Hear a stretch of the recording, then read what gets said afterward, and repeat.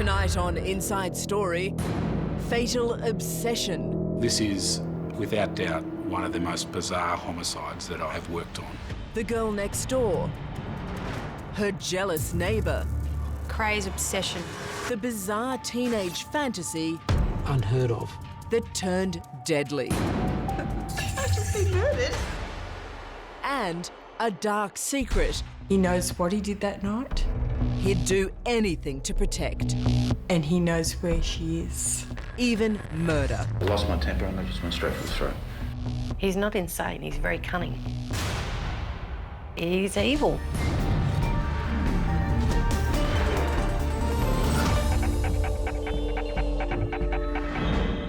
Hello, I'm Layla McKinnon. Welcome to Inside Story. Love, jealousy, envy, they can drive people to do crazy things, even commit murder. Tonight, a chilling insight into what can happen when these powerful human emotions become an all-consuming obsession. A troubled teenager totally infatuated with her young neighbour. A naive woman hopelessly in love with a cruel and controlling married man. Both had lost all sense of reason. And as Brett McLeod discovered, their obsession would have deadly consequences. Yes, Layla, we've got the stories of two very different young women. One whose fixation would lead to her becoming a murderer. The other one whose fixation would lead to her becoming a victim. Yes, Brett, for both, it would become a fatal obsession. He was the arrogant, controlling lover. He's evil. I wish I had it let go, but I didn't. Yeah. He's not insane, he's very cunning, but evil. She was the shy, disturbed neighbour. It was trouble. Both had a deadly obsession. They know fully well what they're doing, that they shouldn't be doing it, but they still do it for whatever reason. So they're not mad, they're just bad. In the leafy suburbs of Melbourne, Caroline Reed Robertson was consumed by a crazy obsession with her neighbour, pretty, popular dance student Rachel Barber. But she didn't want to be like Rachel Barber, she wanted to become Rachel Barber. Rachel wasn't perfect, you know, but Caroline thought she was. And she wanted to become Rachel and and become part of Rachel and take her place in our family. As we'll see tonight, Caroline Reed Robertson's crazy obsession would lead inexorably to murder. Because in order to become Rachel Barber, she first had to kill her. This is, without doubt, one of the most bizarre homicides that I'm aware of or have worked on. It is skin-crawling, chillingly cold, calculated murder. For 5 years, Caroline Reed Robertson waited and secretly plotted. And one day, Rachel Barber simply didn't come home. I was panicking. And you think, why panic? She's 15, but I felt really uneasy. I felt really, really uneasy. In Sydney, a torrid, ill-fated affair that ends in tragedy and an enduring mystery. This is a lurid story of adultery, arson and finally, murder. I was numb. I just at first I didn't want to hear what they were saying. It started with a chance meeting at a Sydney hospital. Kylie Le Bouchardier was a nurse. Paul Wilkinson, a liaison officer with the New South Wales Police Force. They'd met before, but this time, something clicked. It's very manipulative. Very, very manipulative. She was looking for something and thought that she found it. Soon, Kylie and Paul were in the throes of a wildly passionate affair. And it mattered little that they were both married or that Paul had a tiny baby. And they weren't involved in their sordid sexual trysts. They were madly phoning and texting each other in just 4 months, 23,836 times. Yet incredibly, they managed to hide their dirty little secret. That'd be one secret you probably wish Kylie hadn't kept. Exactly. Exactly. But as we'll discover tonight, when Kylie became pregnant and their secret was about to be exposed, things changed dramatically. And she was scared. Very scared. Very, very scared. But first, Melbourne, and the chilling story of Caroline Reed Robertson, the twisted 19-year-old who found the perfect victim in Rachel Barber, the pretty girl down the road. Happy Christmas. Happy Christmas, Rachel. I was shocked but not surprised, really, in any way. Caroline had this crazy obsession. So you'd felt she was capable of doing that? Oh, yeah. Yeah, definitely. She was a very peculiar character. Caroline Reid Robertson and Rachel Barber both lived in this street in Mont Albert, a comfortable middle-class suburb of Melbourne. But that's where the similarities ended. Her parents were heading for a breakup. Caroline's home life was deeply unhappy. She was shy, reclusive, moody. How would you have described her then? On the face of it, Caroline was fine. She had a quiet personality, but what happens inside a house is often not seen outside of the house. Rachel Barber was the exact opposite. 4 years younger than Caroline, her home was full of love and joy. And she was happy, outgoing, athletic. Ballet was her life. Ballet was always her first passion, and Rachel would come home at the end of the day and our whole house would be dismantled, and I just accepted that. And she'd get all her dress-ups out and she would just improvise, and there would be full-on performances. Although they lived just 100 metres apart, Rachel and Caroline had little to do with each other. But when Rachel was 10, Caroline came over to babysit. And even then, she was already fascinated by her young neighbour. She clearly saw Rachel as the ideal person, as the person she wanted. Yeah, and this is the whole silly thing, because if Rachel had been told that Caroline saw her as the perfect person, Rachel would have laughed about that herself, because nobody's perfect and Rachel wasn't perfect. Over the next 5 years, this fascination with Rachel festered inside the troubled Caroline Reid Robertson. As we'll see, it was soon to become a fatal obsession. I think that Caroline was very unhappy with herself. She didn't like the way she looked. She did want to take on that persona of someone that was happy, that was beautiful, that was popular, like Rachel was, and try and live that life. You and I can sit here and say, well, that's just not possible, but certainly that's what she wanted to do, and that is absolutely my belief of why she took Rachel's life. Caroline Reid Robertson was a very unhappy teenager. Her house was a war zone. Her parents' marriage was over. She was in constant conflict with her mother and 2 sisters. Life couldn't be any more different to that of her neighbour, pretty, popular Rachel Barber. Anyway, I've got to go now. Sorry, goodbye. Hey! Here we were, mum and dad and 3 daughters, happy. And then across the road, she has 3 sisters, mum and dad, dad's left home, family unhappy. So from that regard, she might well have wanted to wish that she could have something like what we had. They're well suited, actually. She certainly did. Caroline Reid Robertson yearned for the happiness and security of Rachel Barber's life. It all seemed so perfect. She wanted to be just like Rachel Barber. She wanted to be Rachel Barber. I'm going to put my makeup on for Rachel. Some people might change their behaviour, their appearance, their job, their lifestyles, so they can be like their role model. But to actually want to kill the role model and replace them, I mean, that's going really a long way. Caroline's behaviour became more and more extreme. She was full of self-loathing and anger. I don't fit anywhere in this crazy world because I am ugly. In desperation, her mother Gail shared her fears with Rachel's mum, Elizabeth. I had Gail crying on my shoulder. My clothes were saturated with Gail's tears for her grief over worry for her daughter. And she said, I can't do anything. And I'd say, take her to see somebody. And she said, I've tried that. She doesn't want to go. Instead, Caroline retreated into her own world, writing tortured letters to her father, David, who'd since moved out of home.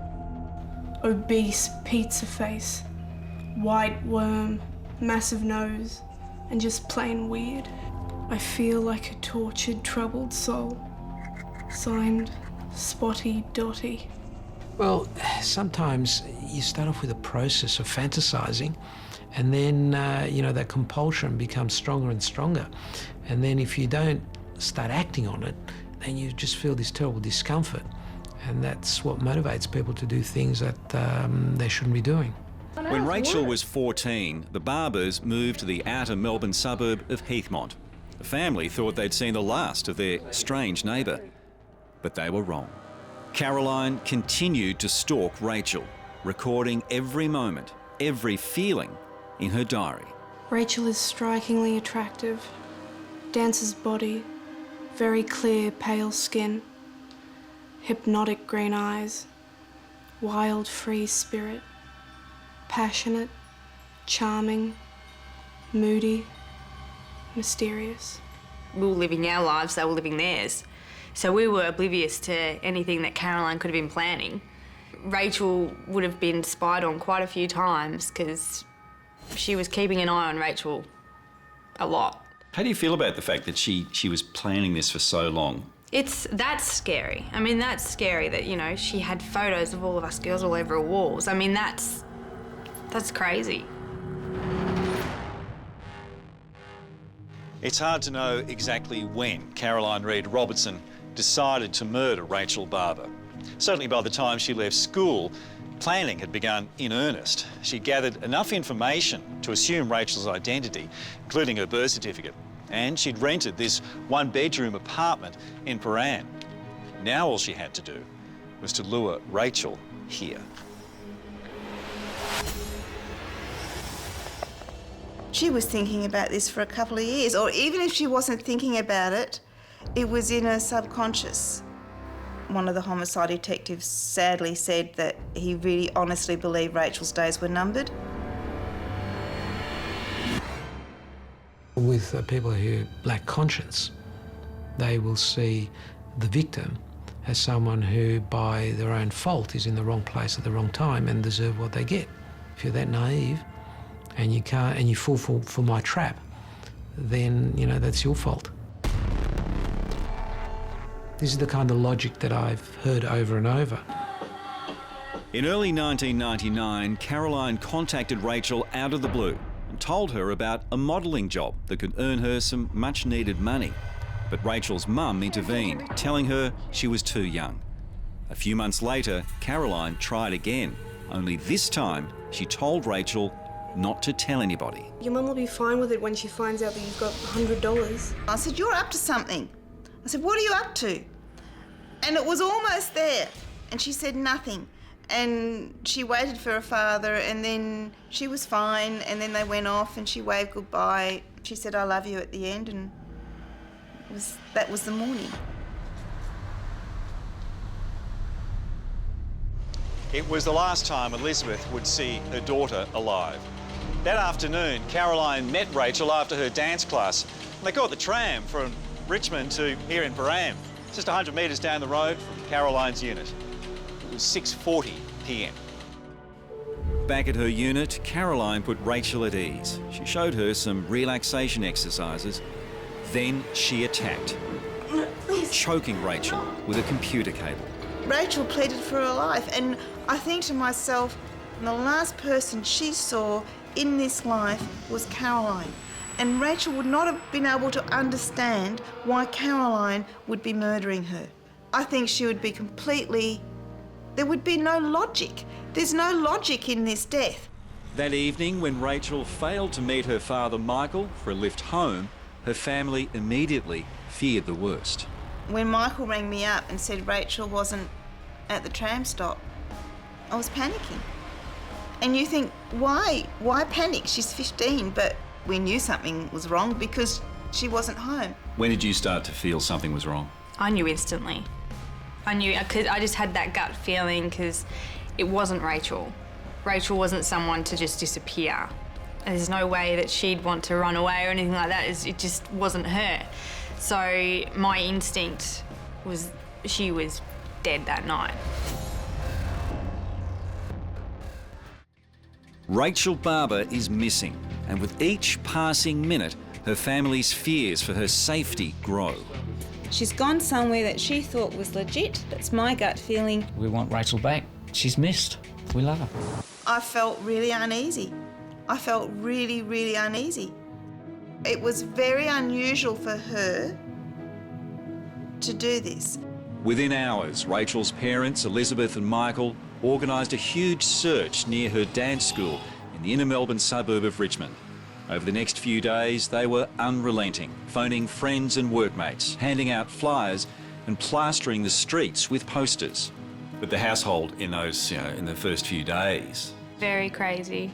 Didn't see Mum and Dad much at all because they were always out on the road, in the city, putting up posters. We knew something was wrong. The police kept trying to tell us that she'd just gone off with a friend, but we knew Rachel wouldn't worry us like that. We have grave concerns for her welfare at this point in time. Rachel's disappearance was now big news. She's a kid that will not go with anyone she doesn't trust. And soon, police had a breakthrough.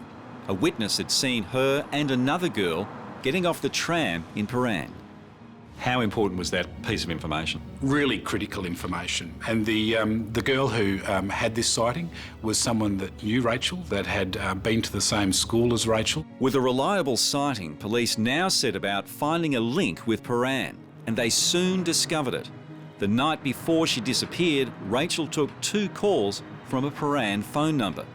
It was Caroline Reid Robertson's number. Anyone, okay? At that point, very cruelly so, Michael actually believed that she was alive.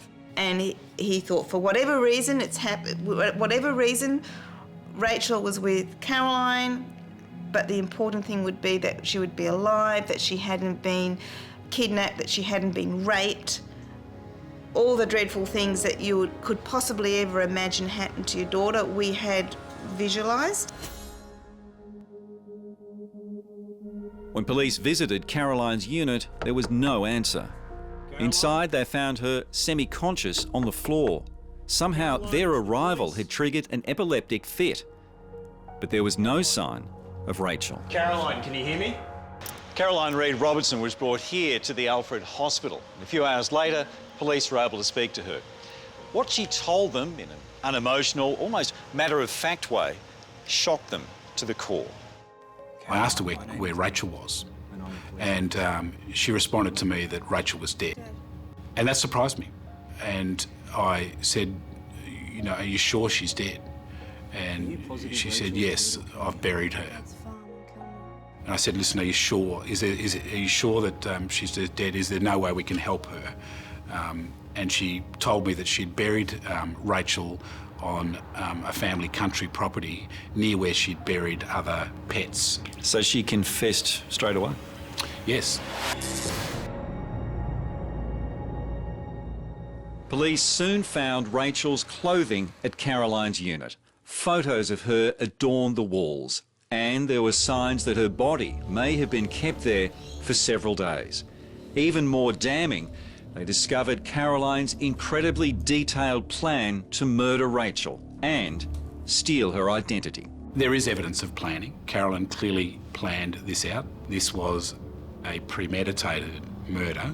This wasn't a crime of passion, this wasn't spur of the moment. Well, it's not spur of the moment, and it's certainly not passion. The next morning, detectives searched Caroline's family farm at Kilmore, 70 kilometres northeast of Melbourne.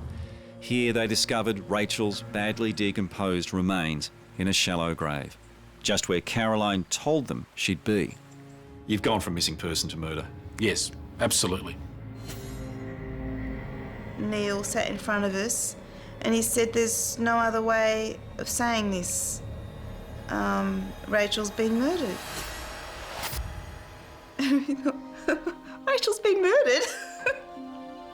We're all very calm. And I kept thinking, why couldn't Rachel have done something?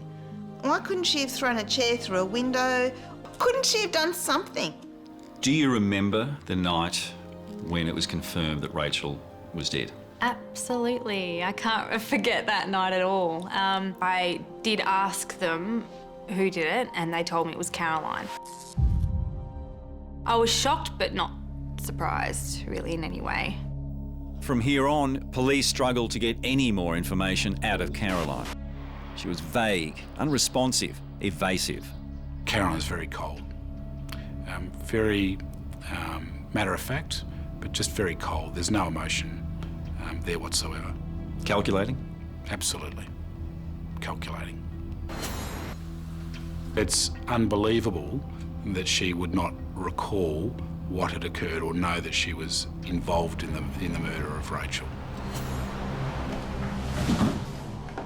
Despite Caroline's almost total lack of recall, the case against her was overwhelming. There was her meticulous murder plan, her obsessive diary entries about Rachel, the fact that Rachel was strangled with a computer cord from Caroline's work.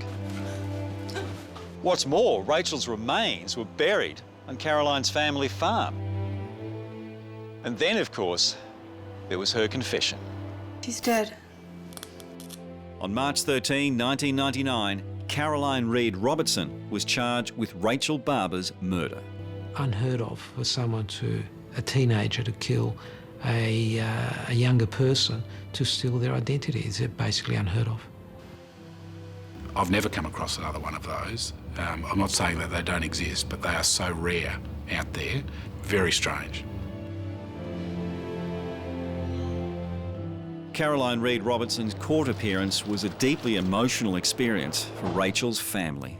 I have seen a photo of that noose. I know it could have been let go right at the very end when she said Rachel was pleading, please, please don't. Bizarrely, after confessing to police, Caroline decided to fight the murder charge. But then, at the 11th hour, she pleaded guilty, denying Rachel's loved ones a trial and the answers they so desperately wanted.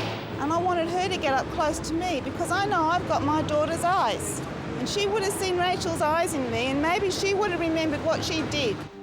Caroline Reed Robertson was sentenced to 20 years jail with a 14.5-year minimum. In his sentencing, Justice Frank Vincent said this was a difficult task because everyone had lost. But ultimately, no one had lost as much as Rachel Barber, from whom he said Caroline Reed Robertson took everything. What was that like? I saw her hands. All I could do was look at her hands. Why? Because those hands murdered Rachel. And that's all I could think about were the hands. Hello, Rachel. Doesn't she look elegant? It's now 15 years since Rachel Barber was murdered. The terrible thoughts of her final moments never really fade. But there are so many more happy memories, and that's what her mum tries to remember. When Rachel was murdered, her life couldn't have been better. And she was at a point where she totally believed in herself, that she was doing her dancing and everything was going to be right for her. I've got to go now. Sorry, goodbye, goodbye.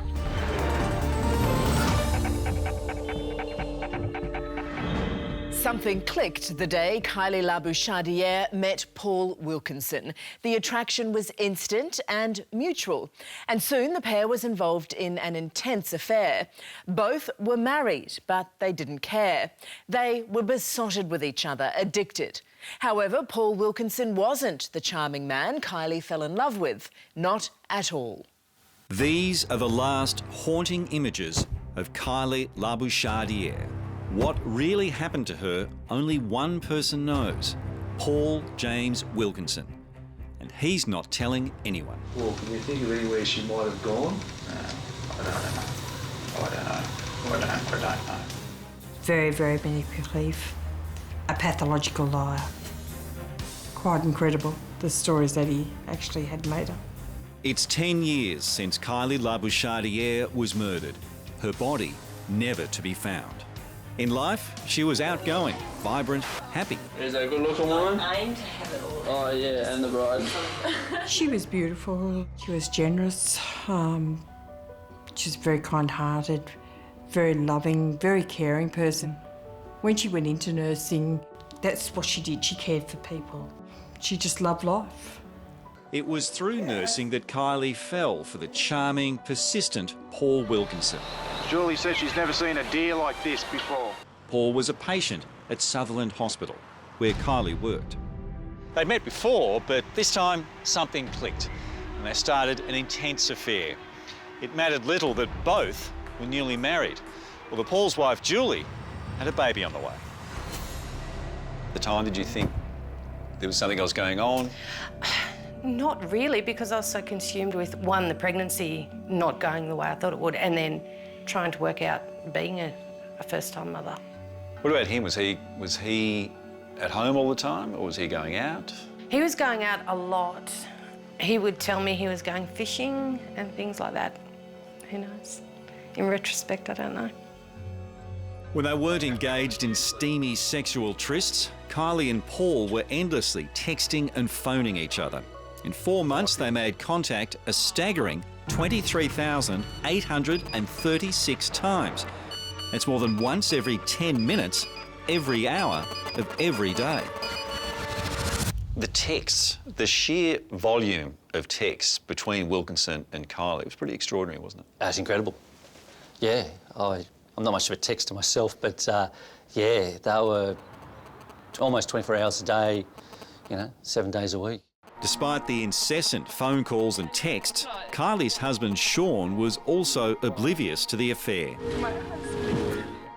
Like Paul and Julie Wilkinson, they'd only been married for a year, but already the relationship was all but over. Kylie's behaviour changed dramatically, absolutely dramatically. Kylie announced to the family that Sean and her were getting a divorce, and their family naturally were very much shell-shocked, couldn't believe that this was actually happening. Did she say why? She didn't really give a reason why, and at that point in time, the family had no knowledge of Paul Wilkinson. Wilkinson's marriage was also doomed. There were tensions in the household. He was constantly on sick leave from the police force, where he worked as an Aboriginal community liaison officer. Wilkinson was eventually sacked because of his appalling work record. And it didn't help, he was a chronic gambler, a fantasist, and a controlling bully. Can you give an example what sort of things he'd do? I wouldn't be allowed to wear anything low-cut. Could have no male friends, only had a couple of female friends that he approved of. So, yeah, it was very isolating. Did he ever get aggressive? Yeah. Physically violent? Physically violent, threatening. He'd threatened to kill me, he'd threatened to strangle me, yeah. Over what sort? And I think it did get worse, probably in that time period after our son was born. And it was when their son was born that things really got weird in the Wilkinson household. To continue his affair, Paul Wilkinson needed an empty nest. And so he concocted an extraordinary story to convince his wife to move out, saying that his police work had put them in danger. Paul then said we got death threats. It was apparently to do with a case, and he said it'd be safer if I stayed at Mum and Dad's. So my son and I went straight from the hospital to my parents' house. Didn't even get to go home? Nope. No. Did you have suspicions then? No. No. Did you see the death threats? Yep. What did they say? There was one that I remember vividly. It was my son's teddy bear stuck to the wall with a knife through it with a handwritten note, "Bye-bye, baby." By early 2004, something had to give. Paul Wilkinson was busy juggling a wife, a new baby, and a secret lover. Then, in April, came the bombshell. Kylie was pregnant. Did she like to confide in you? Did you feel you were a trusted friend as well as a mum? No, Kylie didn't confide in anybody. She was her own person. She was very, very secretive. Looking back, that'd be one secret you probably wish Kylie hadn't kept. Exactly. But Kylie did tell one person, Paul Wilkinson. That's wonderful. Little could she know that this joyous announcement would seal her fate. You didn't know she was pregnant? We didn't know what was going on. We hadn't met this person. We didn't know the control that he had over Kylie at that point of time. Yeah, no idea.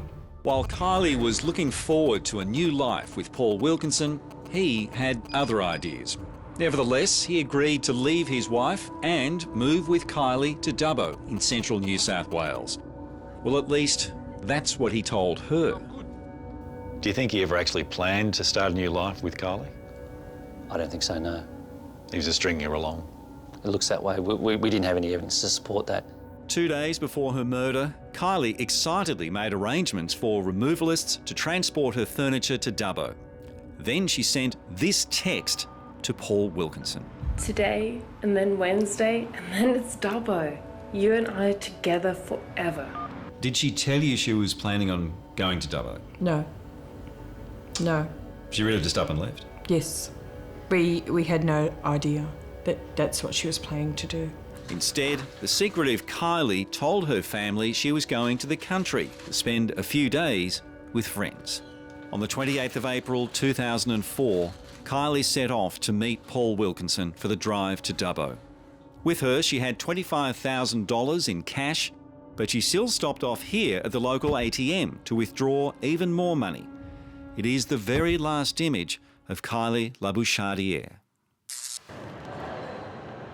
When Kylie arrived here at Sydney's Central Railway Station, this is something she'd been planning for months. She'd been excitedly texting and phoning Paul all the way here. The furniture was already on its way to Dubbo. She just had to change trains, and then it was a short ride to Sutherland, where she and Paul begin their new life together. She had no idea what was coming next. She thought she was starting a new life? Yep. He planned to end her life? Yeah, it would appear that's what happened on the night. Disbelief. I was numb. I just at first I didn't want to hear or didn't want to hear what they were saying. It was very, very hard. Very, very hard. Kylie Labouchardiere thought she was starting a new life with her lover, Paul Wilkinson. But just hours after these images of her were recorded, she was dead. It would be weeks before her terrible fate was revealed. Alarm bells rang within me. Alarm bells started ringing. We kept on ringing her mobile phone and like there was no answer. And this was totally out of character for Kylie to be gone days, even visiting friends with no contact. Kylie's family reported her missing here at Gosford Police Station on the 8th of May. Right from the start, police were interested in Paul Wilkinson. 3 days later, they asked him to come in for an interview, but he didn't turn up. It soon became apparent that getting the truth out of Wilkinson, in fact, getting anything at all, would be a long and tortuous business. Anywhere where she might have gone? I don't know. Police suspected Wilkinson because they now had the records of the thousands of text messages and phone calls he and Kylie had exchanged. But for the next 3 years, he consistently denied having an affair with her. Did you ever reply to her SMSs? Yes, I did. What, did you ring her up or did you send her SMS? I didn't bring up all that often. All up, I'd say about no more than 3 times. I made contact. He was a good liar, an experienced liar. He was an experienced liar, yes. I wouldn't say he was a good one, but he was an experienced one. It would appear that way, yeah. I know I've wasted your time in the past, and I'm beyond it now. But the lies just got bigger and more outlandish. In the days after Kylie disappeared, there was a mysterious fire at Paul Wilkinson's home. He claimed it was started by Kylie, who wanted revenge after he rejected her sexual advances. Can you just tell us a little bit more about the threats, what sort of threats she was making towards you? So there was going to be harm to myself, harm to my little boy, and harm to Julie. She actually said that my little boy and Julie would be killed. What sort of lies did you have to try and work through? Oh, what type of lies didn't we have to work through? That Kylie was involved in a drug syndicate, that Kylie was standing over him. If you don't kill her, I will. Wow, I can't remember the lies, there were so many. When were you aware of this other woman, Kylie? Not fully aware until detectives interviewed me and they told me that he'd been having an affair and the amount of SMSs and the pregnancy. What was it like getting that? Oh, that was a bombshell. Yep. Very much so. But despite that bombshell, Julie Wilkinson stood by her husband for months. It is now 2 minutes past 3. Interview's concluded. As he taunted Kylie's family and detectives with endless false leads about her fate and where he'd hidden her body. Before we came down here with Paul James Wilkinson, he said he couldn't be sure, but it's somewhere located within this area. At one stage, Wilkinson even tried to frame another policeman with Kylie's murder. The statement is true to the best of my knowledge. And he did try to implicate another policeman. He did, yes. And the pressure you've got is you're pretty convinced there's been a murder, yes. But you don't have a body. No. Don't have a witness. No. No crime scene. No. What are the odds of success in a case like that? We had no forensic evidence either. But their luck was about to change. Julie Wilkinson eventually saw through her husband's lies and decided to help police. When did you start to think that your husband could have killed Kylie? I don't remember exactly when it was, but all the stories that didn't add up and didn't match and kept changing. How did that make you feel? It was the fear of my son's father's done this. That's hard. Now I'm gonna cry. We can stop for a sec. This is really... Normally it doesn't get to me. This is the moment for you where you had to make a decision for you and your son? Mm. And you wanted to do something where you could both be safe? Yep.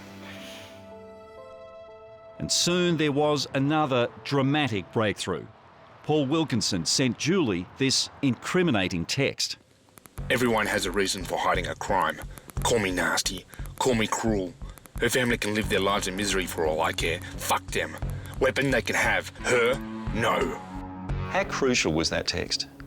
It indicated that he knew the weapon, where it was and what was used, and where the body was. But that wasn't enough on its own? No, far from it. But what did finally crack the case was not one of Paul's texts, rather the text Kylie had so excitedly sent to him just before she disappeared. Today, and then Wednesday, and then it's Dubbo. You and I are together forever. For the purposes of the interview, Paul, could you please state your full name and spell your surname? There was now no way of denying the affair. Wilkinson was charged with Kylie Labouchardier's murder. I lost my temper and I just went straight for the throat. He finally confessed, but even then he claimed he only killed her because she was threatening his family. So you've lost your temper, you've grabbed her around the throat. And before I knew it, she was limp.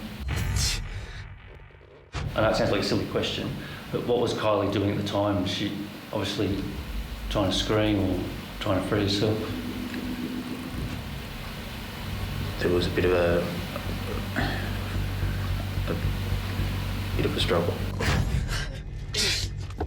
You've dug the hole, you've then put Kylie in the hole. Yes. And then you put the dirt back on top.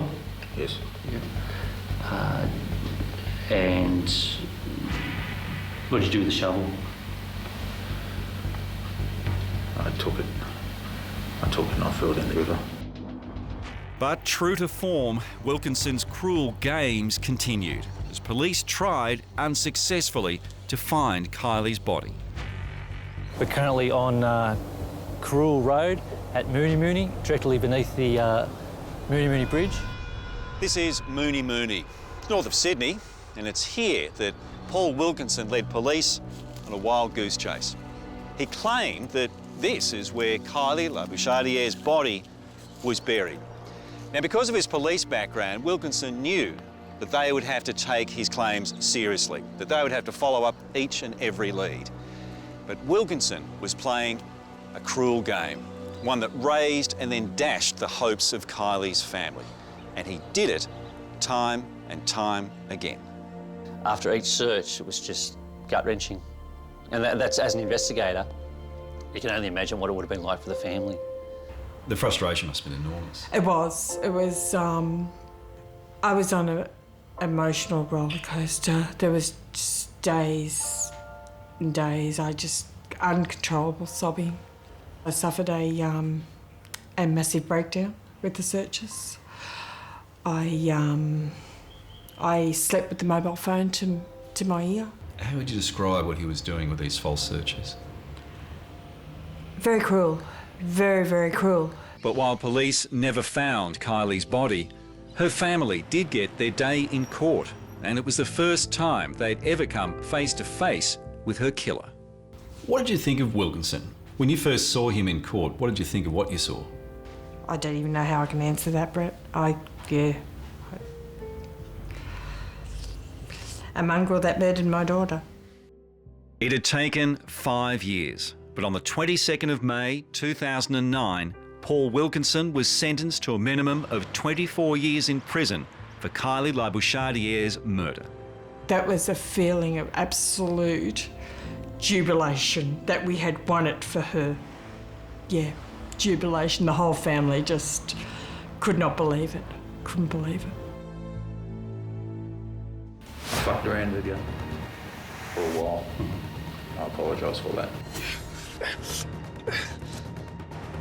Paul Wilkinson was finally behind bars. He played a cruel 5-year game of cat and mouse with police and Kylie Labouchardier's grief-stricken family. The life sentence of grief he has given to my family. I was numb, relieved. It was very, very emotional. Very emotional for all of us. Very emotional at the time. Finally, it was over. Yeah. We had got a result. There's one thing that's not quite over, though. No, that's correct. We haven't found her. He holds the golden key, Brett. He knows what he did that night, and he knows where she is. And I'm hoping, within hope, that one day that he will let us know, and that we will find her. For Paul Wilkinson's wife, Julie, it's been an incredibly traumatic experience too, finding out her husband was having an affair and a child with another woman, and discovering he was a killer. Look, don't sit and think for 1 second Julie's entirely innocent. She's lied to you for her teeth. But perhaps cruelest of all was the fact Wilkinson had tried to implicate her in Kylie's murder. She was aware of the murder. No? Yep, she's well aware of it. What's Paul done to you? He ruined my life for several years. Both him and Kylie took away my ability to enjoy parenthood for the first time. He's a narcissist, and I don't know, he's evil. Yeah. He's not insane, he's very cunning, but evil, yeah. And even in prison, Paul Wilkinson is still pulling the strings, manipulating those left behind. So to this day, we still don't know where Kylie was buried? No. And what does that mean for the family? Yeah, can't even imagine. It's got to be horrendous. I'd like to have closure. I'd like to know that I can give her the funeral that she deserves, to be able to talk to her. I talk to her every day. I see this shining star in the sky, and that reminds me of Kylie. And you feel Kylie's looking over you? Oh, definitely. She's my guardian angel. She's still being smiley Kylie? Oh, definitely. And she'll always be smiley Kylie to me. In Melbourne, it's 14 years since pretty, bubbly Rachel Barber was murdered by the obsessive and deeply troubled Caroline Reed Robertson. Caroline was so desperately unhappy with her own life, she was consumed by wild fantasies about her neighbour. But she didn't just want to be like Rachel Barber, she wanted to become Rachel Barber. I mean, who would have thought that a 19-year-old girl in the first place would have murdered a 15-year-old girl? She didn't have to murder Rachel to change her life. Well, this is clearly an extreme case. I mean, you can see a bit of fantasising in most teenagers. But to see someone going out of their way to kill their victim, to replace them, that's really unique. It's not possible to know just how much Caroline's chaotic and dysfunctional family life led to her state of mind. Certainly, Caroline's parents didn't act on the warning signs. Do you feel Caroline's parents have some responsibility? I do, and I feel quite strongly about that. So they should have acted sooner? They should have acted sooner. Caroline Reid Robertson served 14.5 years in jail. The last stretch was here. And by all accounts, she was a model prisoner. And now, she's out on parole. She's all but free. And Rachel's family is fearful that despite her good behaviour, Caroline is the same person that went into jail all those years ago. Generally, people who are ruthless, who've particularly, killed one or more individuals for personal gratification, there's not a lot of research that shows that these people can grow a conscience. Would not surprise me in the least. She targets me or my sister. But me, I'm just like, you want to see what I look like? Go for it. I mean, I'm not scared of you. Why should I have to stop my life and hide away because you're a crazy bip, bip, bip? She took the joy of life from Rachel.